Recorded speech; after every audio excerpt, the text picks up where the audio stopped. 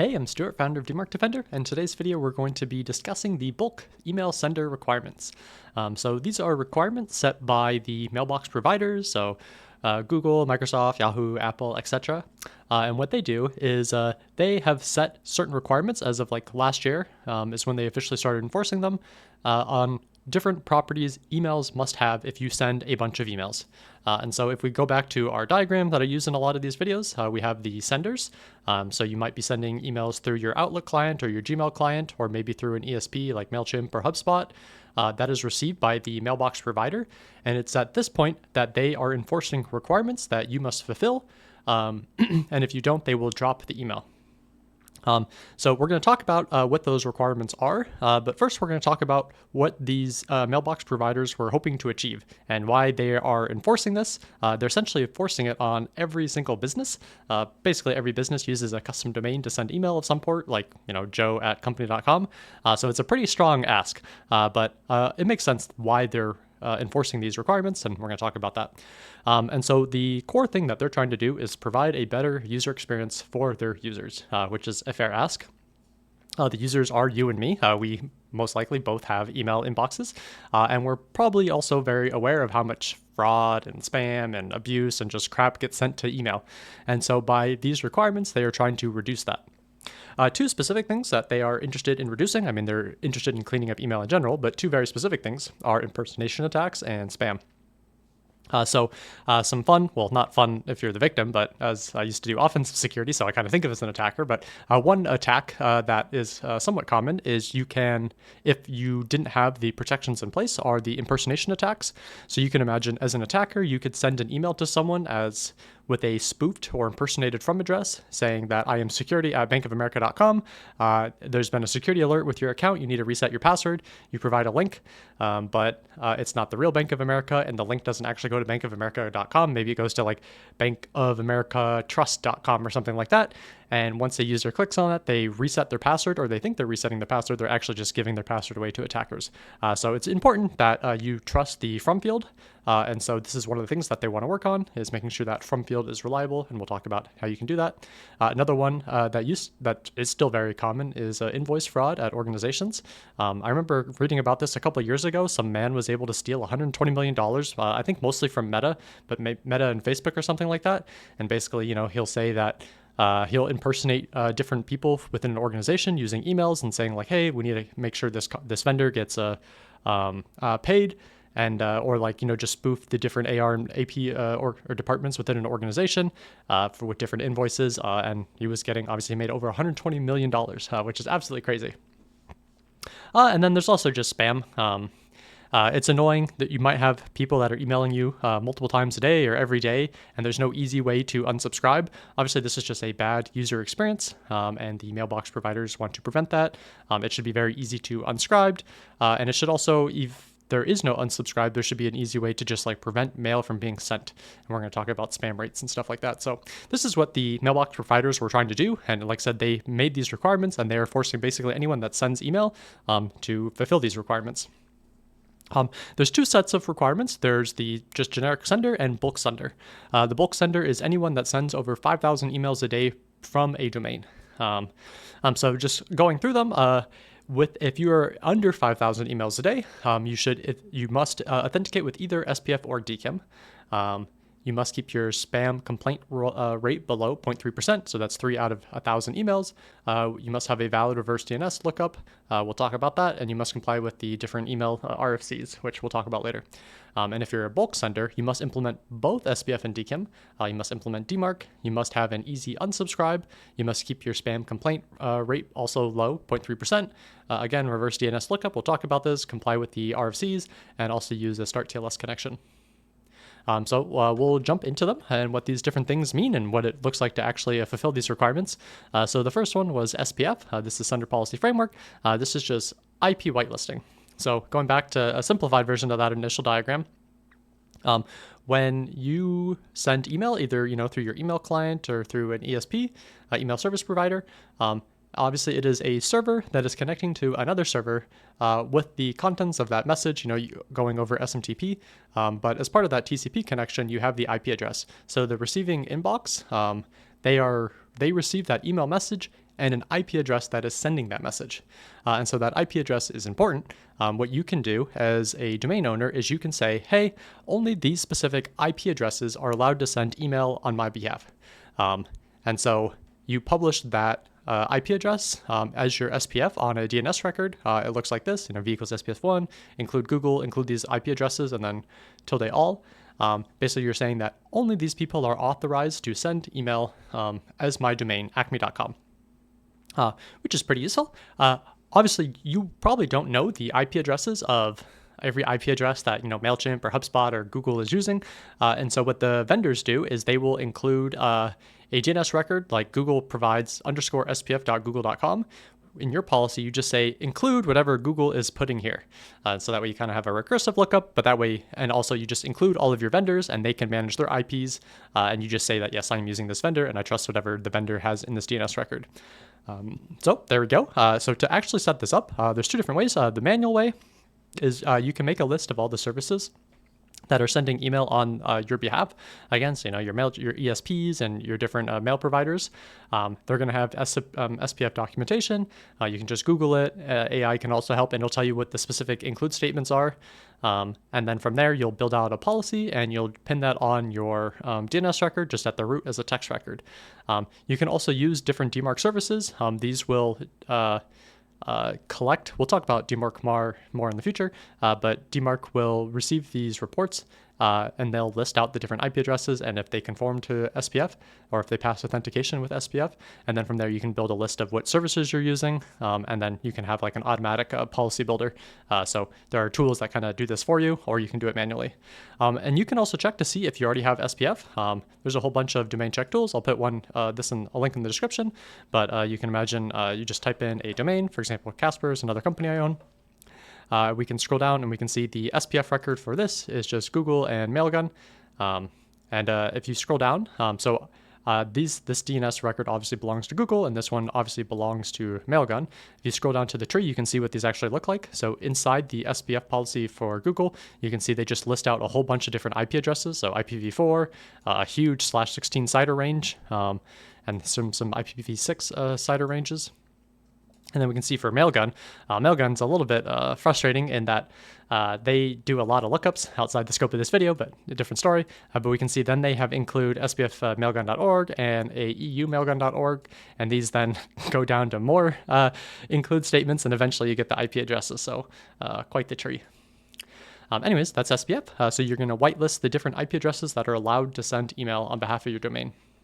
The next authentication mechanism is DKIM, so Domain Keys Identified Mail, and this is where we cryptographically sign the email. Again, we're going to be using DNS for this, so what's going to happen is usually the services kind of walk you through this. If you're using Gmail or, again, one of the ESPs, what they'll do is they'll generate a public-private key pair, and they're going to give you the public key pair to put on your DNS record. And so we can see as the domain owner, I had to install a domain key, so google._domainkey.acme.com, and this has the public key. So now Google, when they want to send an email on our behalf using our domain, they have that private key, so they can write out a message. And then in the headers of the email, they'll include a signature, which is just using cryptographic math to sign and prove that this email is originating from someone who has the private key to this public specified public key. And so then when a receiver receives an email, it'll say what domain key they're using. They can look up that domain key, get the public key, verify that it was signed, and it could only be signed by that private key. And so then you know that this person is authorized to send email because they have the private key, and that matches to the public DNS record. Most of the vendors will force you to set up DKIM, so you're just going to have to work with your vendors and get that set up. Again, you can use DMARC. As the DMARC reports come in, you'll see what the different vendors you're using are, especially if you're at a large organization. There might be many different vendors you're using, and each of these services will have their own unique DKIM key. The DKIM keys, they come in a couple different sizes. It's usually recommended to use 20, 48 bits, but you can use the largest, whatever they have. It doesn't really matter. Just don't use 1024 anymore. Also, this is more of a technical detail, but when you're installing these DKIM records, they can be kind of long. And if you've never installed one before on DNS, sometimes the DNS providers won't accept DKIM keys, so you need to wrap them in quotes. when it comes up, you'll Google and you'll see what you need to do. But if it feels very strange, it is kind of strange. It's just a restriction on packet sizes for DNS. And so you're going to wrap the record. You're going to cut the record like roughly in half and then put quotes in it so that it fits. Cool. The next protocol is DMARC. This is my favorite one since I run a company related to DMARC, but domain-based message authentication reporting and conformance. And so this one sits on top of SPF and DKIM, and it specifies a couple things, the policy and reporting. And it technically also does some stuff with the from addresses, but not necessary for this video. So first off is the policy. So this says you post a policy on your domain. Again, everything's related to DNS. And this policy says reject. And it is on my company domain. And so what this is saying, and it's telling the email or the inbox providers, when you receive an email, if it does not pass either SPF or DKIM, you should reject the email. You're basically telling the world that I have set up my authentication correctly and do not accept an email unless it's set up correctly. And so what this will do is this will prevent people that are trying to impersonate and they don't have a valid, SPF IP address or a valid DKIM key. That email will not be delivered, which is what you want. So one thing it does is that policy. You can either set none, quarantine, or reject. Quarantine just means spam, and reject is obviously reject. Technically, for the requirements of senders, you can use p equals none. So this is essentially the same as having no policy. It means just don't do anything. The inbox providers can still do their own thing, but as a domain owner, you're specifying that you don't need to do anything. And so technically that fulfills the requirements, but over time, you really want to get to quarantine reject. We'll talk about spam rates later because spammers can also abuse this. And if users are marking the spammed emails as spam for your domain, that still counts against you. So, and ideally, you would also want your brand to have, some sort of reputation and not allow anyone to send emails as it. But anyways, technically for requirements, you can do p equals none. The other thing that DMARC does is reporting, and this is my favorite feature. So what this will do is it's hard to know if emails are being sent by your organization or not, or if I should say not sent, if they're being properly received. And so what DMARC reporting allows you to do is get a status of the authentication results for SPF and DKIM for each IP address that is sending email. What will happen is these receivers will aggregate all the email they see coming from your domain or IP addresses saying that they are authorized to send on behalf of your domain. They'll collect those aggregation reports, and once every 24 hours, they'll send an email to whoever you specify in the RUA tag. So here it says mail to Stuart@acme.com. So every 24 hours, this email address will receive just a standard email, and it'll have an attachment with a zip file, and in there will be a JSON report, and it'll have a bunch of just very interesting information for that domain owner. They're a little bit hard to parse. I have another video I just recorded a couple days ago on the channel where I kind of go into detail what these reports contain, but like I said, they contain the authentication status for your email. And using this, what you can do is you can build out nice little dashboards and kind of like track down for all of your domains, like what is correctly sent, what's not set up correctly, and kind of like track your journey of email authentication. And so here's a little dashboard. You can see like Casper, that company or that domain we're looking at. We can see maybe 13% is not technically being delivered. So that is most likely spam. And it is spam because I've looked through it. We can see Conrad.io. This is a personal domain I own. This is just like my personal homepage username online. We can see almost 50% of email being sent by Conrad.io is fake email, which is absolutely crazy. Almost 50%. So only 50% of the emails are actually sent from me because I'm the only person that uses this domain. The other 50% are people impersonating my no-name personal brand. I mean, there's not even a brand. It's just a little website, which is crazy. Cool. The next requirement is spam. So you have to keep your spam rates below 0.3%. So this is every 3 emails out of 1,000, which is pretty crazy, pretty low. And the spam is like, in Gmail, you can click the little icon and then say mark as spam or whatever. Less than 3% of people are allowed to, 0.3% of people can do that before Gmail or the inbox providers might start blocking your email. So a couple of things you can do to keep it below 0.3%. First off, don't send spammy email. Make sure people actually registered to be on a marketing list. If it's part of a marketing list, like I mentioned earlier, I would highly recommend making sure DMARC is set up in quarantine reject. If people are impersonating your domain and other people are marking as spam, like the mailbox providers don't know if it's a spam or not a spam. If they knew, then this would be a non-issue. They would just block all the spam, but they can't tell. And so if it gets delivered to a user and a user marks this illegitimate mail as spam, that still counts against your domain. So another reason why setting up DMARC correctly is very important. Both the major inbox providers also provide tools as a domain owner, so you can track the status of it. Yahoo has the complaint feedback loop. Google has the postmaster tools. You can register, you verify that you own the domain, and it'll give you information into your spam rates. And I think the different providers provide different stuff, but I think Yahoo actually shows you what emails or what messages are being blocked or marked as spam, and then you can kind of remove those users from whatever mailing list and stuff like that. And then also make sure you're like cleaning your mailing list every once in a while, and it's like very easy to subscribe or unsubscribe, which we'll talk about in a second. Obviously every user probably has experience with this, but it's very frustrating when you get an email and you can't unsubscribe from it. The mailbox providers know that, and so they now require one-click unsubscribe. Technically, depending on the provider, you can go to preferences pages, but you want to make it as easy as possible. You want users to click unsubscribe before they mark your email as spam, because that is way easier to deal with. Again, you can only have 3 out of 1,000 emails being marked as spam. There are also unsubscribe headers. This will most likely be managed by your ESP. You don't have to set anything up for this. Just make sure it's enabled, I guess.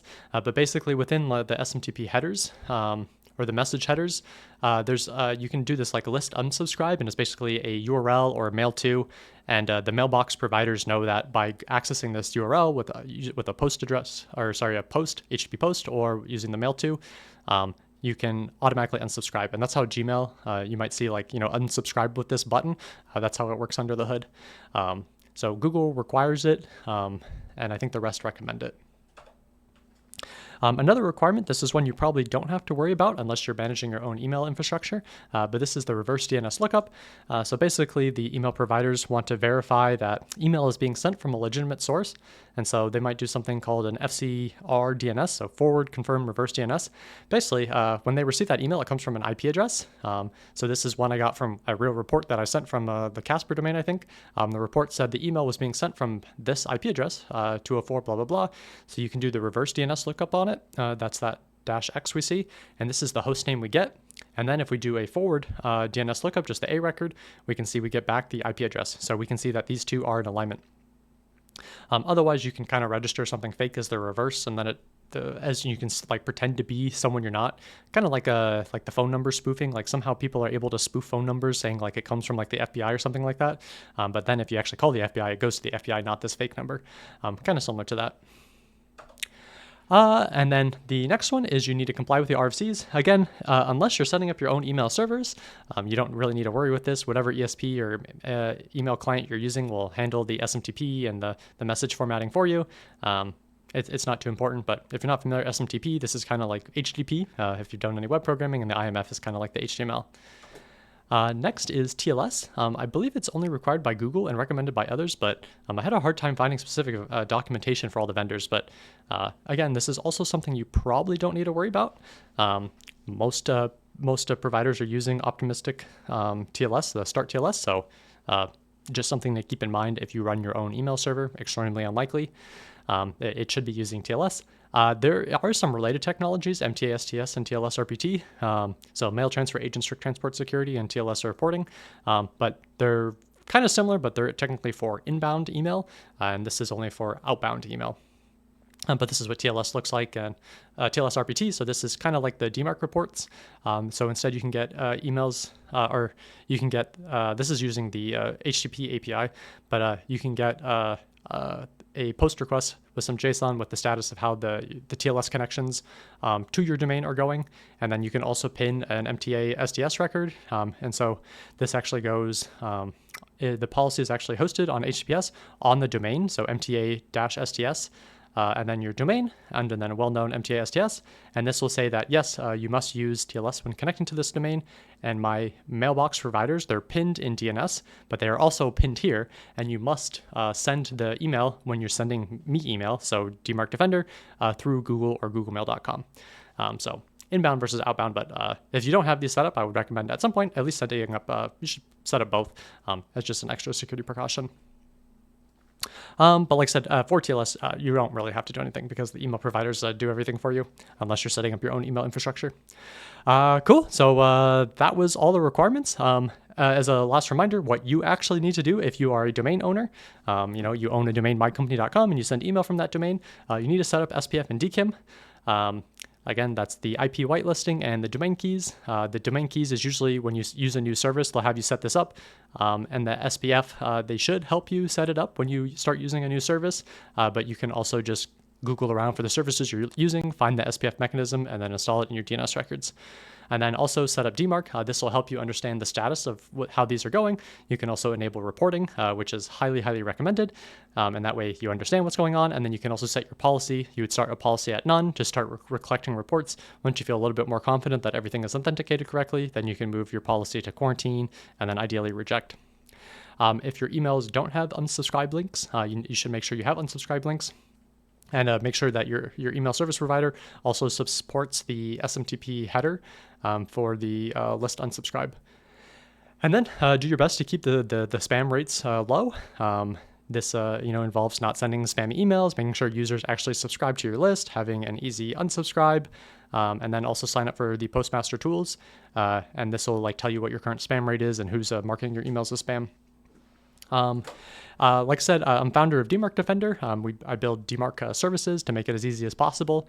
So if you're setting up DMARCing, we do the reporting and we'll help you make sure your SPF and DKIM are installed. We have a bunch of wizards for doing all that. We give you a bunch of analytics.